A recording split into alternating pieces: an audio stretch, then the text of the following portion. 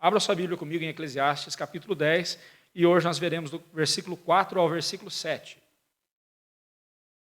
Eclesiastes 10, 4 a 7. Isso que eu estou dizendo para os irmãos é com muito amor, viu?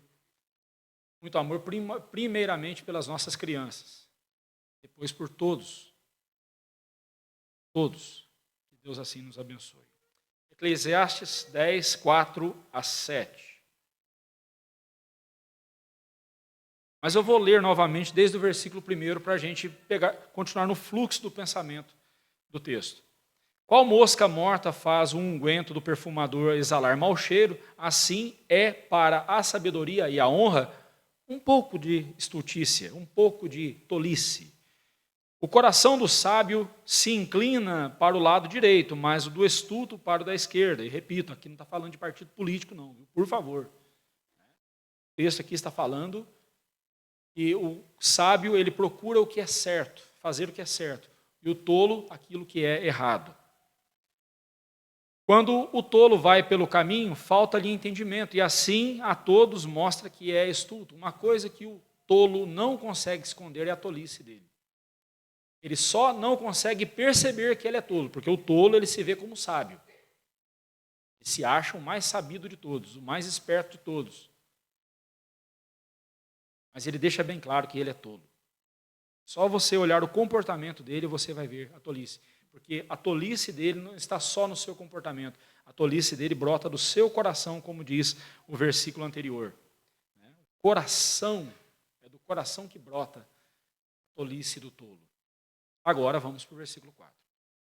Levantando-se contra ti a indignação do governador, não deixes o teu lugar, porque o ânimo sereno acalma grandes ofensores. Ainda há um mal que vi debaixo do sol, erro que procede do governador, o tolo posto em grandes alturas, mas os ricos assentados em lugar baixo. Vi servos a cavalo e príncipes andando a pé, como servos sobre a terra. Eterno e santo Deus, bondoso e misericordioso, mas também justo e severo para com o pecado. Em tua presença nós nos colocamos agora em oração e clamamos a ti, e nos abençoe, nos dê discernimento em tua palavra. E esse discernimento seja praticado, seja colocado em prática em nossas vidas para a glória do teu nome. Em nome de Jesus. Amém. Então agora o cenário, a partir do versículo 4, o cenário é um cenário do palácio, a vida palaciana. E ali, então, Salomão continua contrastando a tolice com a sabedoria. E ele mostra que é possível você ser tolo mesmo nos lugares mais nobres. Ou seja, até mesmo em lugares nobres é possível você encontrar tolos. Do versículo 1 ao versículo 3, Salomão mostrou o contraste entre a sabedoria e a tolice. E agora, do versículo 4 ao versículo 7, ele nos apresenta conselhos práticos sobre como lidar com os tolos que encontramos em nossa vida. E cá para nós, né? Tem muita gente tola. Tem muita gente tola causando problema para a gente, não é mesmo? Aqui embaixo, lá em cima, em todo lugar você vê gente tola fazendo tolices. Encontramos tolos em todos os lugares. Gente que não teme a Deus. Lembre-se que tolo não é alguém que tem uma deficiência mental. A Bíblia não trabalha loucura como doença mental. Não que a Bíblia negue que isso aconteça, mas você pode ver, quando ela vai falar de problemas mentais, ela fala de lunáticos. Mas o louco nas Escrituras, esse termo é muito amplo, e o termo louco ou loucura nas Escrituras, ou tolice, tudo é sinônimo, significa alguém que não teme a Deus. E você pode ser uma pessoa cujas faculdades mentais estão em perfeitas condições, uma pessoa inteligente, uma pessoa cheia de diplomas, cheia de habilidades. Mas se você não teme a Deus, você é um louco, você é um estulto, você é um tolo. Se você não considera Deus em seus caminhos, se você não é obediente à palavra de Deus, você é um tolo. Os tolos sofrerão terrivelmente. Encontramos também gente imatura, sem juízo, ingênua, insensata, em todo lugar. Então, quando nós falamos de tolice aqui, estamos falando de tudo isso. Nós estamos falando só de alguém que tem alguma dificuldade? Não, nós estamos falando aqui de alguém que não teme a Deus, e que por não temer a Deus, não tem o conhecimento de Deus, e por não ter o conhecimento de Deus, não tem discernimento para agir diante das situações da vida. E age como um ingênuo, um imaturo, né? Um insensato. Tais pessoas se tornam em nossa vida um problema, porque elas tornam a nossa vida mais difícil, especialmente se elas estiverem num posto de autoridade. Lá no capítulo 4, versículo 1 de Eclesiastes, volta comigo lá, por favor.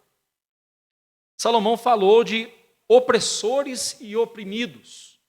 E ele falou, né, vi ainda todas as opressões que se fazem debaixo do sol, vi as lágrimas dos que foram oprimidos, sem que ninguém os consolasse, vi a violência na mão dos opressores, sem que ninguém consolasse os oprimidos. Ou seja, pessoas que foram colocadas em um posto de poder, em um posto de autoridade, e em vez de usar essa autoridade para o benefício dos outros, especialmente dos mais fracos, usam a autoridade em benefício próprio. Depois nós vimos lá no capítulo 8, volta comigo lá no capítulo 8, do versículo 2 ao versículo 4, Salomão falou também assim, e eu te digo, observa o mandamento do rei, e isto por causa do teu juramento feito a Deus, não te apresses em deixar a presença do rei, né, a presença dele, nem te obstines em coisa má, porque ele faz o que bem entende. Porque a palavra do rei tem autoridade suprema, e quem lhe dirá, que fazes? Então Salomão nos disse aqui sobre como nós devemos nos comportar diante de uma autoridade. Seja sábio. E agora, no versículo 4, ele traz novamente esse contexto, e nos dá conselhos sobre como nós devemos lidar com as autoridades, né? Temos aqui um conselho e uma ilustração daquilo que ele disse no versículo 1 sobre um pouco de tolice estragando todo o perfume de um perfumista. Então, se você estiver diante de uma autoridade, tome cuidado. Tome cuidado. E nós estamos vivendo tempos de crise na autoridade em todos os lugares. Todos os lugares. Começando desde a presidência da República, ninguém respeita esse presidente. Quer dizer também que nós temos a liberdade também de desrespeitá-lo.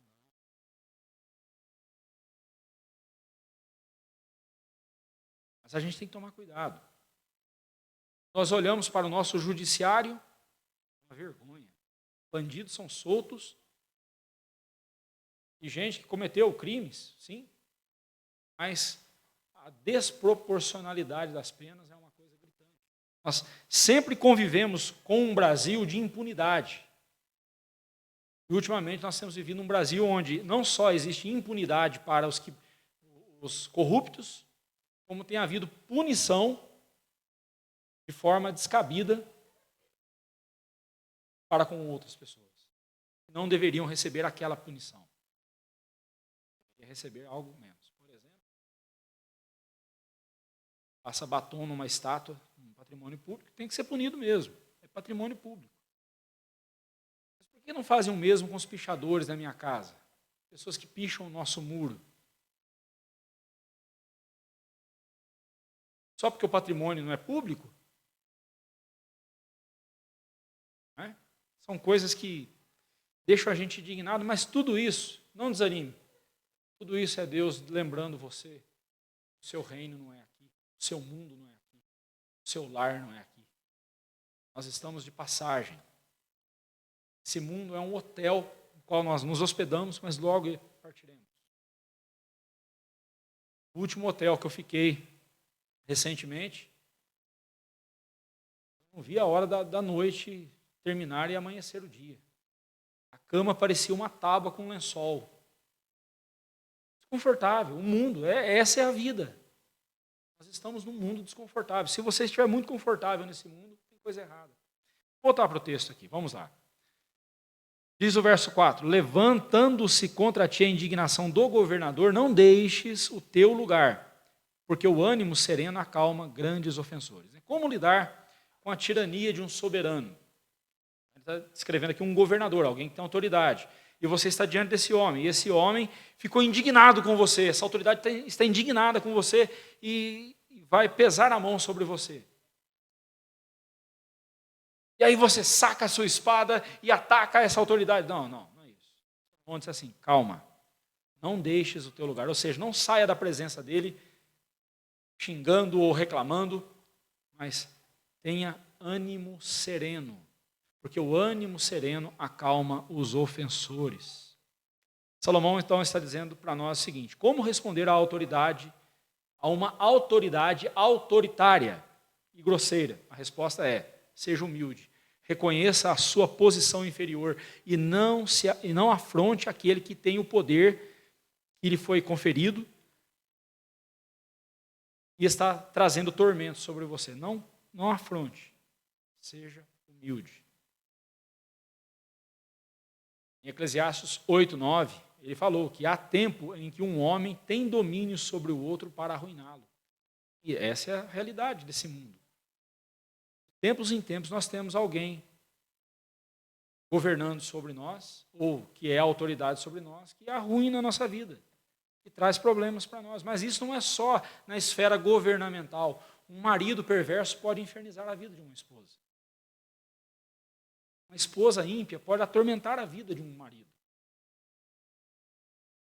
Um filho desobediente pode atormentar a vida dos seus pais. Pais injustos podem causar sofrimentos terríveis na vida dos seus filhos. E aí, como lidar com essas situações? A resposta é a mesma. Seja humilde. Seja humilde.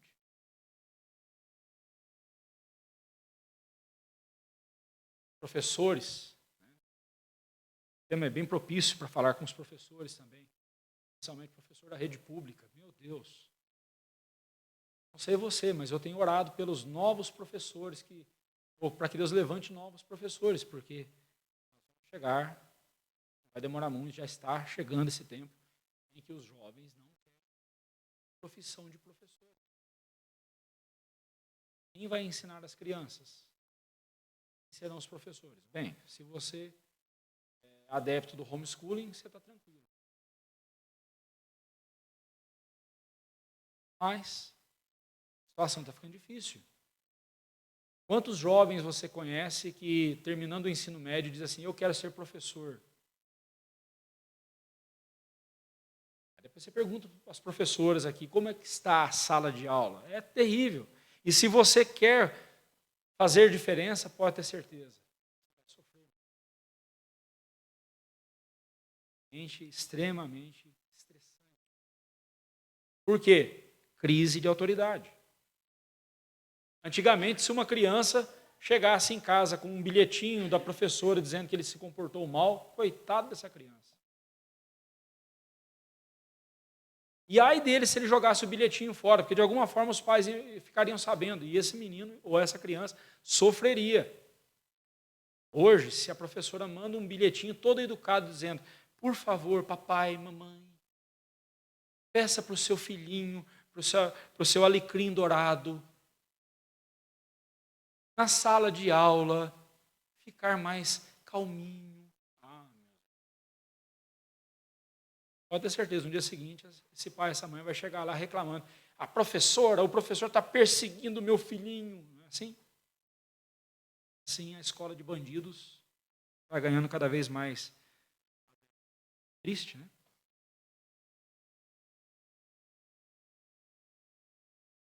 Não é sábio afrontar uma autoridade, quer seja um filho afrontando um pai injusto, mesmo que seu pai seja injusto, mesmo que a sua mãe seja injusta, não é certo você afrontar os seus pais. Honrar pai e mãe é seu dever como filho e pronto. Mas também, você como pai não tem o direito de levar o seu filho à ira, de provocar o seu filho à ira. E ali, Paulo está falando especificamente para os homens. Quando ele fala a palavra pais ali no texto, ele está falando com os homens. Quando ele cita o mandamento, lá em Efésios 6:1, quando ele cita o mandamento, o quinto mandamento, honrar pai e mãe, ele usa a palavra gnelsin, que significa pai e mãe, ou no inglês, parents, né, pai e mãe. Né? Falando ali dos progenitores. Mas quando ele, no versículo 4, ele fala, pais, não provoqueis os vossos filhos a ira, ele usa o termo pateres, que significa pais, os homens. Porque nós, homens, temos muita facilidade de levar os nossos filhos à ira. Quando nós mandamos eles fazerem algo que nós não fazemos. Quando nós exigimos deles um respeito que não damos, que não ensinamos. Quando colocamos sobre eles pesos maiores que eles podem carregar. Não, é assim que vira homem. Não é assim, não. Você só cria um revoltado. Nós, homens, temos esse problema. Nós temos que tomar muito cuidado com a criação dos nossos filhos. A Bíblia fala que não estou dizendo que as irmãs também não possam provocar os filhos à ira, viu? Eu já vi muito isso acontecer. Mas é mais comum o marido fazer isso.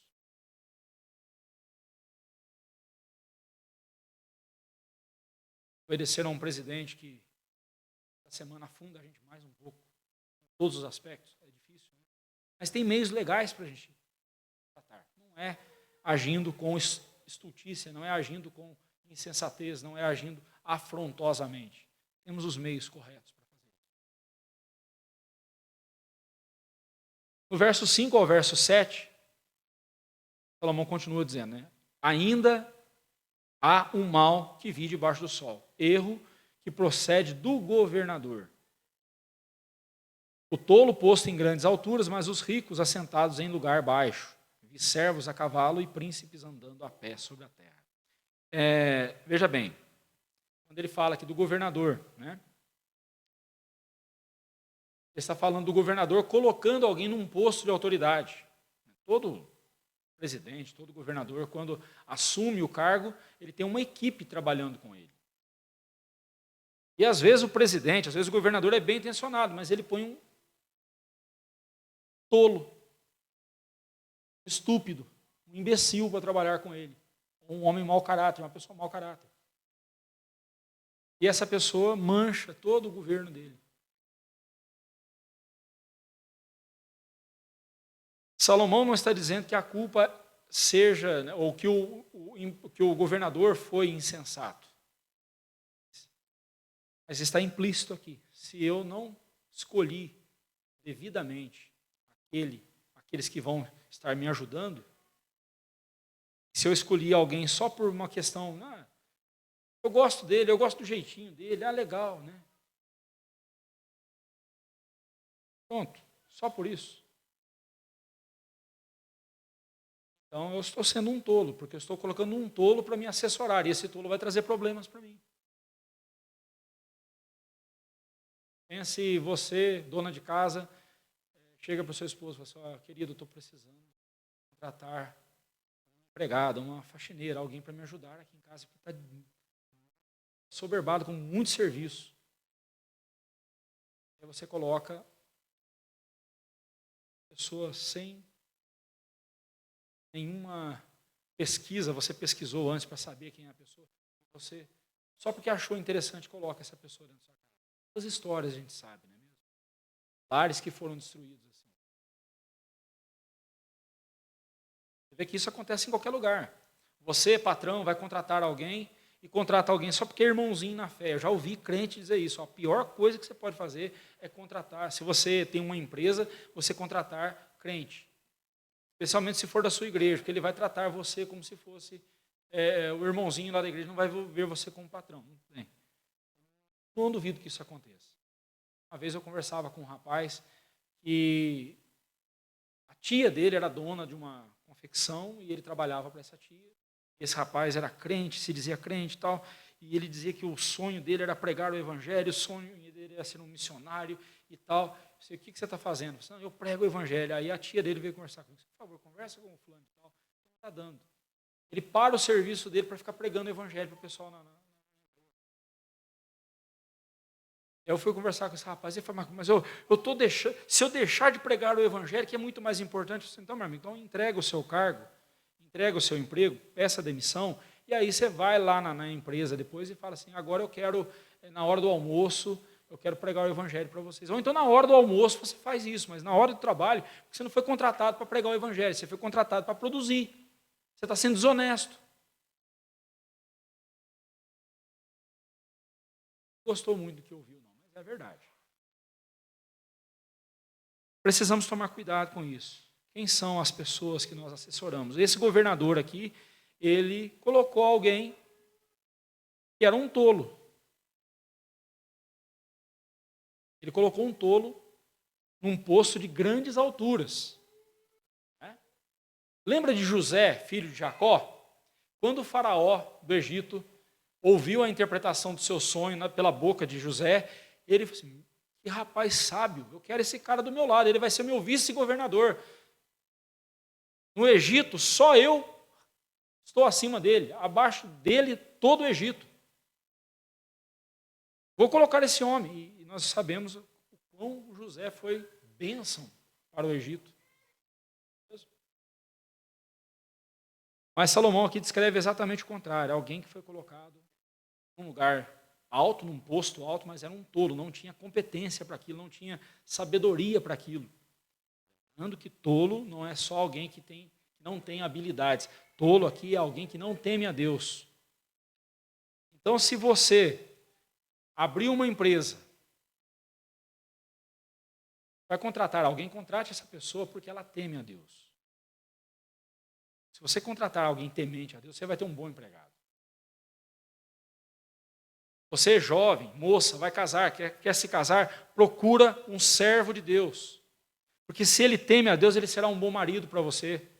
Você, rapaz, que está querendo um casamento, procura uma serva de Deus, porque se ela for temente a Deus, ela vai ser uma boa esposa para você. Aliás, meus irmãos, se nós nos preocupássemos em ser bons servos de Deus, seríamos bons em tudo o que nós vamos fazer. Como esposo, empregado, professor, seja o que for, nós seremos os melhores onde estivermos. É isso que diz o Salmo 1? Bem-aventurado, ou seja, feliz, feliz de verdade, aquele que não anda no conselho dos ímpios, não se detém no caminho dos pecadores, nem se assenta na roda dos escarnecedores. E depois, seguindo, ele diz assim, e tudo quanto ele faz será bem sucedido.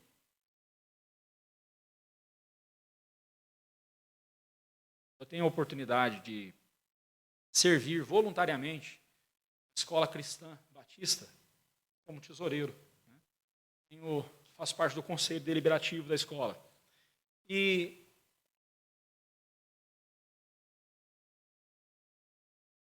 esqueci de água. Tá boa, eu gosto de água com gás. Obrigado. Eu sirvo lá como tesoureiro da escola e, de tempos em tempos, sou chamado para entrevistar alguma candidata, algum candidato a uma vaga de emprego lá da escola. E a primeira coisa que eu olho na ficha daquela pessoa é se ela é crente em Cristo Jesus. Na ficha. Se ela é membro de alguma igreja. E aí eu vou conversando com a pessoa. Eu não faço perguntas sobre a escolaridade, sobre a instrução dela, porque isso aí a coordenação vai fazer, ou já fez. As minhas perguntas ali são vida espiritual. Se ela é crente, se a pessoa é temente a Deus, se ela pertence a uma igreja, se ela está envolvida no trabalho da sua igreja.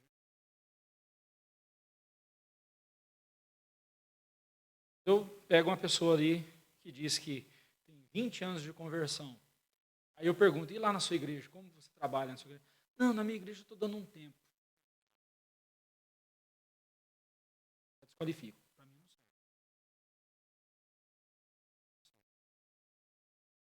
O apóstolo Paulo, falando para os jovens, ele deu a seguinte orientação, olha, se você está solteiro, permaneça solteiro. Se você está vivendo abrasado, afogueado, então é melhor que você se case. É melhor casar do que viver afogueado e abrasado. Mas se você está solteiro, cuide das coisas do céu. Então, rapaziada, que está falando aí que vai ficar solteiro, presta atenção, eu quero ver vocês trabalhando na igreja então, tá? Vai casar, vai trabalhar na igreja, vai trabalhar, vai dedicar na obra do Senhor, vai arregaçar as mangas e vai ser um excelente servo de Deus. Sabe por quê? Porque no dia que você cair em si, 17, na hora de casar, você vai ser um bom marido. Eu digo para as moças, procurem rapazes que estão envolvidos na obra do Senhor, porque se eles cuidam bem da casa de Deus, eles cuidarão bem da sua casa.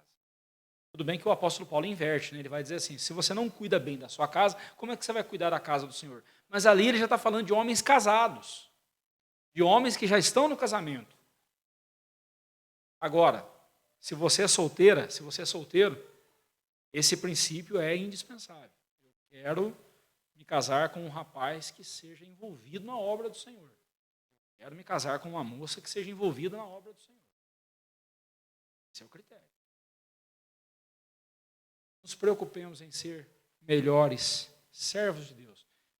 Seremos melhores pais, melhores filhos, melhores patrões, melhores empregados, seremos melhores pastores, melhores presbíteros, melhores diáconos, seremos melhores em tudo que fizermos. Seremos bem-sucedidos. Voltando aqui para o texto, Salomão, então, fala de uma discrepância que ele viu. Veja bem, ele não está dizendo que pobre não possa andar a cavalo. Ele não está dizendo que pobre não possa ter algum conforto. Não é disso que ele está tratando. Se você já olhou para esse texto, você fala, nossa, está vendo só que preconceito com o pobre, só porque o coitadinho tem um cavalo, né? E o outro... Não, Salomão simplesmente está falando das inversões nessa vida. Não é errado um pobre ter... Hoje não é cavalo, hoje seria carro. Não é errado você ter um carro. Conforto a mais, não é problema não. Não é disso que o texto está tratando. Salomão só está dizendo o seguinte, já vi muita coisa invertida. Inversão. O profeta Isaías falou de, ai daqueles que chamam ao bem de mal e ao mal de bem, e atraem para si iniquidades com cordas, né? Puxam iniquidades, arrastando com cordas. Ai destes. Estamos vendo isso nesses dias. Vivido isso.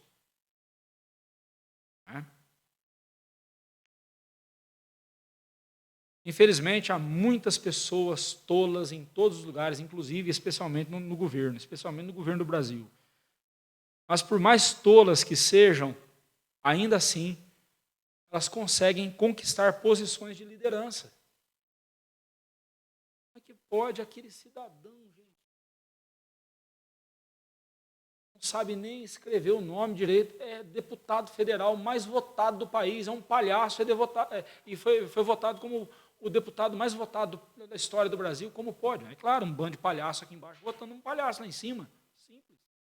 Só que aqui Salomão não está falando disso, Salomão está falando de alguém que está num posto de autoridade, se assessorando de pessoas tolas. Mas isso vale para todas as áreas da nossa vida, para todas as esferas da sociedade. Cuidado com aqueles a quem você coloca ao seu lado para ajudar você. Cuidado com aqueles a quem você coloca ao seu lado.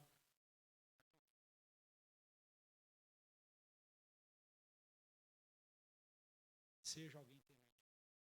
Quando pessoas erradas conquistam posição de autoridade, a sociedade sofre. A cena descrita aqui no versículo 7, servos andando a cavalo e príncipes andando a pé, como se fossem servos sobre a terra, ilustra tudo o que foi dito nos versículos anteriores. A tolice sendo ilustrada. É disso que ele está falando, né? Não é pecado você ter algum conforto. Não é pecado pobre ter algum conforto, como aqui no caso um cavalo. Em vez de andar a pé, ele tem um cavalo para andar. Não é pecado, não é isso que ele está falando. As coisas são invertidas. Quando no lugar de um posto que exige alguém sábio, eu coloco um tolo. Quando a jovem entrega o seu coração a um rapaz que não é crente, quando o rapaz crente entrega o seu coração a uma moça que não é crente, quando o patrão crente contrata um ímpio,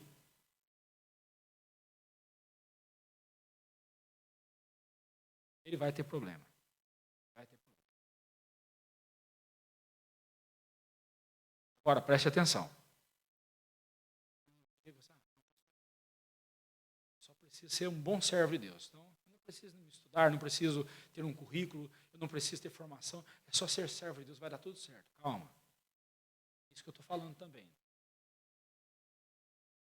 Sendo que você deve se preparar, você deve estudar, se formar. Acima de tudo isso, o que dizer diante de alguém que despeja sobre nós a sua ira? Né? Salomão, no versículo 4, ele fala de um governador irado despejando a sua ira sobre a pessoa. A Bíblia nos ordena mantermos a calma. Fique calmo. Não perca a calma. Afinal, é melhor ter uma pessoa irada e tola do que duas, né? Então, quando alguém iniciar uma discussão com você, não entra na discussão. Melhor só um tolo do que dois. Quando a pessoa irada despejar a sua ira sobre você, não revide com ira também, porque já basta um tolo irado. Para que dois? O apóstolo Pedro, ele recomenda uma vida silenciosa e mansa diante de tolos raivosos que querem nos agredir de alguma ou de outra forma. Por exemplo, se for alguma autoridade, tem um posto de autoridade, Pedro disse o seguinte, abra sua Bíblia comigo lá em 1 Pedro 2, 13 a 17. 1 Pedro 2, 13 a 17.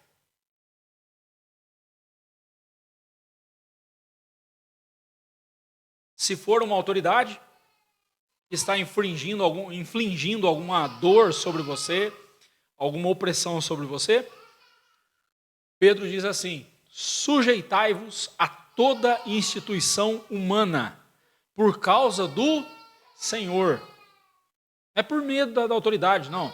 É por causa do Senhor. É por temor a Deus, ao Senhor Jesus. Quer seja ao rei como ao soberano, quer às autoridades como enviadas por ele. O governador que escolheu um tolo para ser seu assessor, e esse tolo está causando problema, então, seja quem for, essas autoridades elas foram enviadas por Deus tanto para castigo dos malfeitores, como para louvor dos que praticam o bem. Porque assim é a vontade de Deus, que, pela prática do bem, façais emudecer a ignorância dos insensatos, como livres que sois, não usando, todavia, a liberdade por pretexto da malícia, mas vivendo como servos de Deus. Tratai todos com honra, amai os irmãos, temei a Deus, honrai o rei. E se for um patrão cruel? Pedro disse, lá no capítulo 2, do versículo 18, mesmo capítulo aí, 18 a 19, ele diz assim, servos, sede submissos com todo temor ao vosso Senhor, não somente se for bom e cordato, mas também ao perverso. Se o seu patrão for aquele homem perverso, um homem mau, a palavra grega aí para perverso é escolios, né? Nas palavras escoliose, né? Quando a coluna vai ficando dura, né? Escoliose. Escolios, alguém duro, perverso, né? De difícil trato. Porque isso é grato. Que alguém suporte tristezas, sofrendo injustamente por motivo de sua consciência para com Deus. Não é porque você foi preguiçoso, não. Aí o patrão veio com severidade sobre você, está me perseguindo. Para com isso, irmão. Ele pediu para fazer hora extra de novo. Né? Para com isso, irmão. Deixa de ser chorão. Deixa de ser mimizento. Agora, se você fazendo o que é certo, honrando a Deus, mas o seu patrão perverso vir com perversidade sobre você, vá para cima dele. Pedro disse, não. Seja submisso. Mostre respeito, temor, né? Temor para o vosso Senhor, ao vosso Senhor mostre respeito por ele. E, afinal de contas, Deus está usando ele para pôr a comida na sua mesa.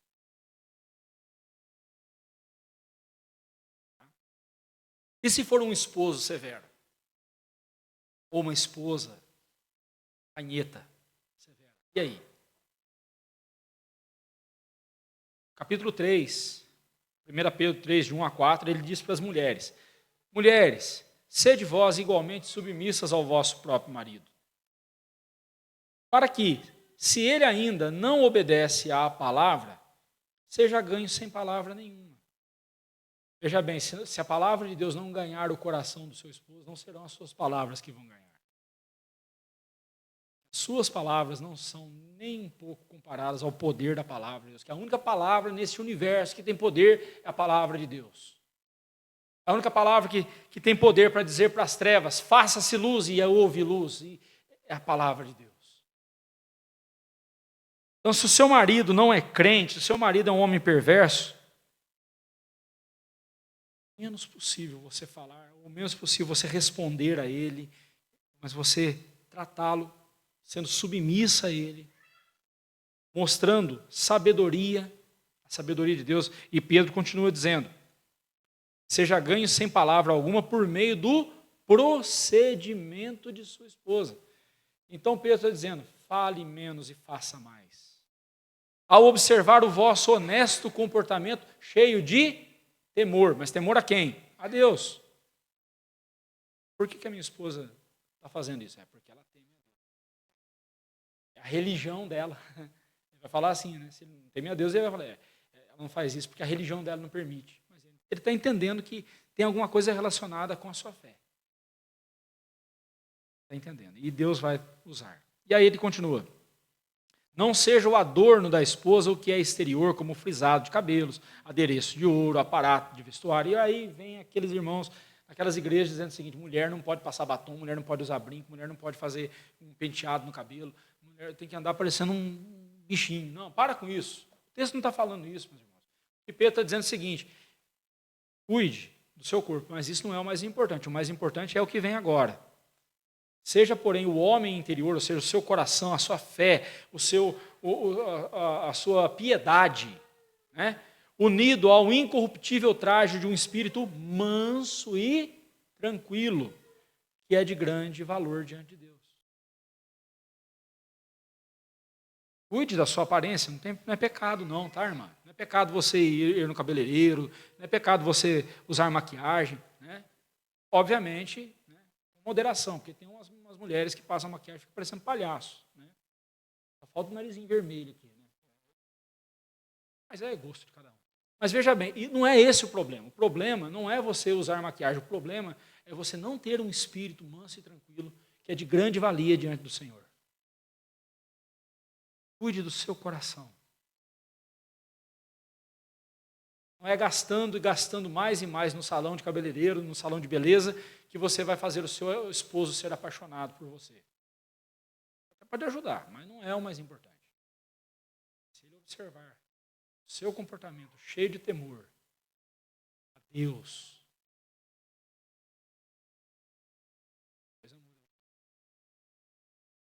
mas o mesmo conselho também vale para os maridos, que são maridos de esposas não crentes.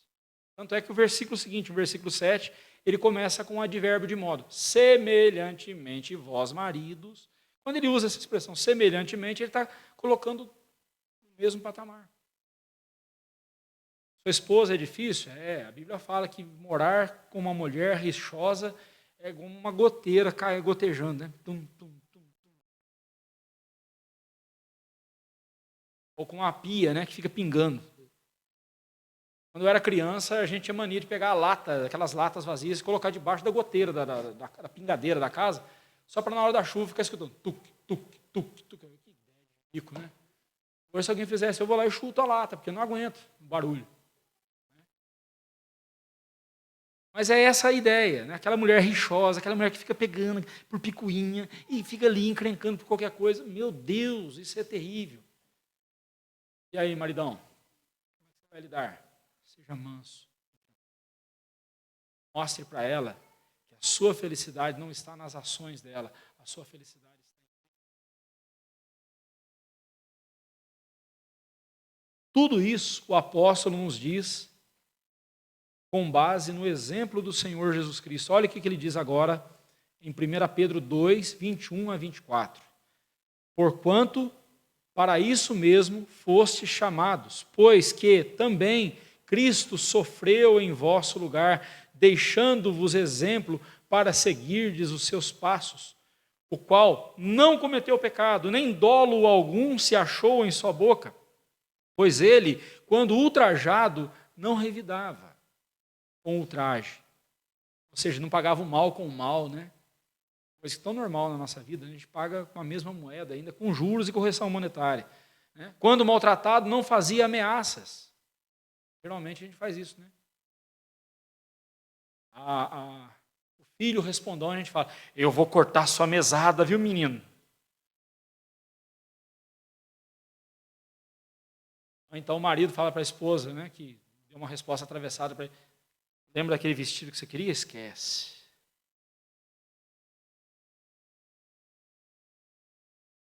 Ameaças. Cristo não agiu assim, né? Mas entregava-se àquele que julga retamente. Olha o que o Senhor Jesus fazia. Ele se entregava a Deus cada vez mais. Carregando Ele mesmo em seu corpo sobre o madeiro os nossos pecados, para que nós, mortos para os pecados, vivamos para a justiça.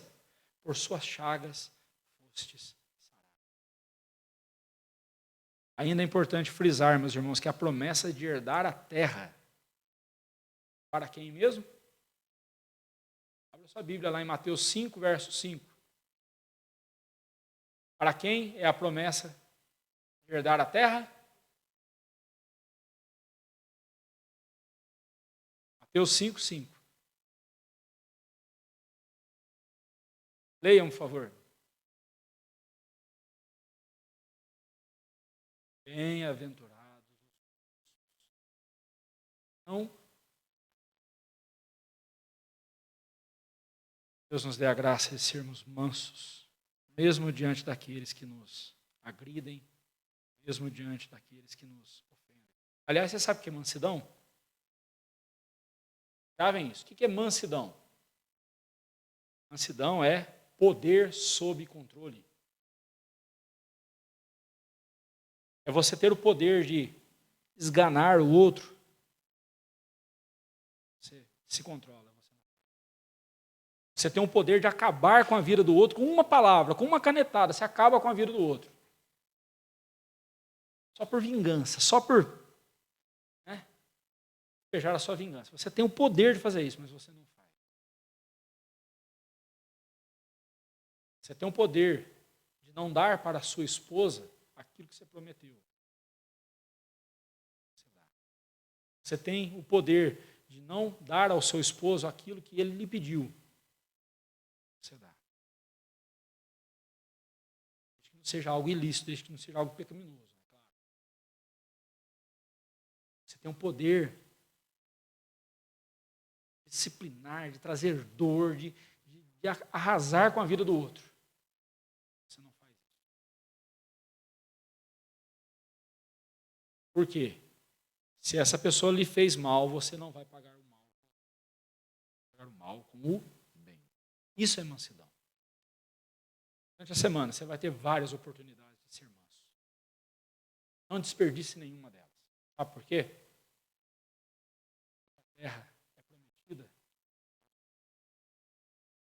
Mansos herdarão a terra. Não são os fortes, não são os valentões, não são os poderosos. Não. Mansos. Nos faça cada vez mais sábios, cada vez mais discernimento da vontade dele. Coloquemos em pé.